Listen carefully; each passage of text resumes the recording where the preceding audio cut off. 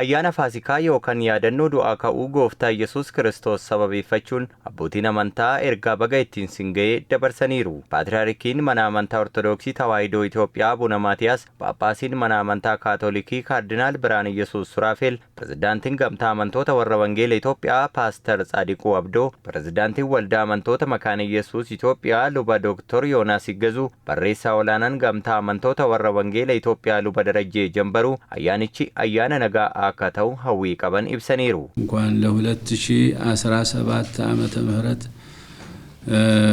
በዓለ ትንሣኤው በሰላም አደረሰን አደረሳችሁ። Baga ayyaana yaadannoo du'aa ka'uu Gooftaa keenya Yesuus Kiristoos kan bara 2017 isin ga'e. Lubbuun keessan Yesuus Kiristoosiin hidhata qaba. Hafuurri keenya gammachuu kan argatu Yesuus Kiristoos waliin hariiroo nagaa yoo qabaatedha.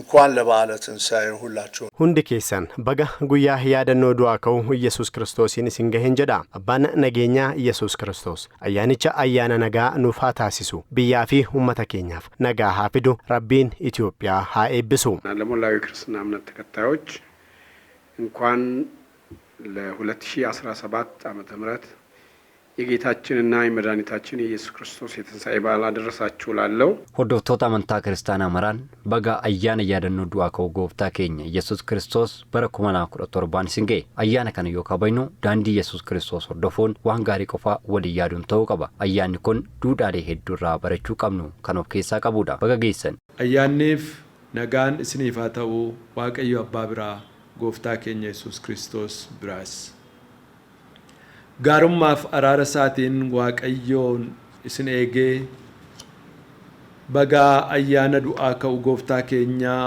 isa bara 2017 ayyaaneffachuudhaan isin ga'e jechuudhaan maqaa waldaa kiristaanaa warra wangeelaa Makaana Yesuus Itoophiyaa fi maqaa kootiin ergaa gammachuu isiniif dabarsuun jaalladha. በሀገር ውስጥና በውጭ ሀገር ለምትገኙ የወንጌል አማኝ አብያተ ክርስቲያናት ካውንስል ምዕመናን hordoftoonni amantootaa warra wangeelaa Itoophiyaa biyya alaa fi biyya keessa jirtan Itoophiyaanota hundaan bagattiin isin ga'een jedha. Hunda keessan Rabbiin fayyaa keessan eeguun kan ayyaana misraachoo kanaan isin ga'e haa galatoomu. Abbootiin amantaa kunneen daandii Yesuus Kiristoos hordofuun jaalalaa fi tokkummaa leellisuun barbaachisaadha jedhanii yeroo ayyaanicha kabajnus rakkataa gaafachuu fi waliif qooduun ta'uu qabaa jedhan. ኢትዮጵያውያን ወገኖቻችን የምንማጸነው እባካችሁ እኛ ራሳችን በራሳችን ሸምጋይና ተሸምጋይ ሆነን Itoophiyaanota kanan gadhadhu rakkoo yoo jiraate waliin mari'achuun waloon furmaata kaa'uu qabna.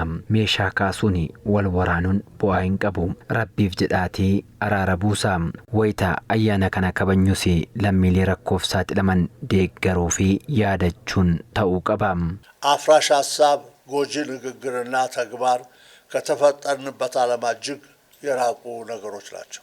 Yaadonni diigumsaa haasaan miidhaa geessisan loogii fi hammeenya addunyaa keessatti uumamne kana keessatti hin barbaachisan. Yesuus Kiristoosis kana hambisuuf waan badaa kana osoo hin raawwatiin nuuf miidhameera. Nutis hojii fakkeenyummaa isaa ta'e hojjechuu qabna. ክርስቶስ የፍቅርም የይቅርታ መንፈስ ለሁላችንም በተለይ በእምነቱ ላለን ሰዎች ያካፈለን በመሆኑ ምክንያት እኛም ይሄንን መማር ይገባናል.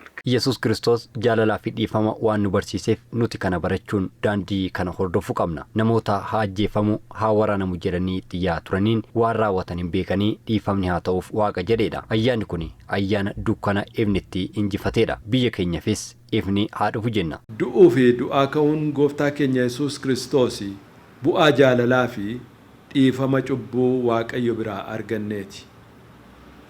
Nuti kiristaanonni immoo hirmaattota abdii Kiristoos isa jiraataa waan taaneef biyya lafaa keessatti bakka bu'oota isaa taanee jaalalaaf dhiifama sanyii ilmaan namaa hundumaatti labsina. Gurra kan qabu hundumaas nageessifna. Yeroo ayyaana kana ayyaaneffattan kan duraanii caalaa akka waliif arjoomtan warra abdii kutataniif abdii Kiristoos akka mul'iftan sagalee jajjabinaatiinis akka wal jajjabeessitanii isinin yaadachiisa. በየቤታችን የትንሣኤን መታሰቢያ ዕለት ስናከብር ከተቸገሩ ወገኖቻችን ጋር ያለንን በማካፈልና mana keenyatti ayyaanicha yommuu kabajnu kanneen rakkataniif qooduun ta'uu qaba. Du'aa ka'uun jibbi jaalalaan addaan ba'uun tokkummaan gaddi gammachuun kan itti jijjiiramee fi jaalalli gooftaa dinqisiisaan kan itti mul'ate waan ta'eef hunda dursa nuun kiristaanota jidduutti jaalalli dhugaan mul'achuu qaba.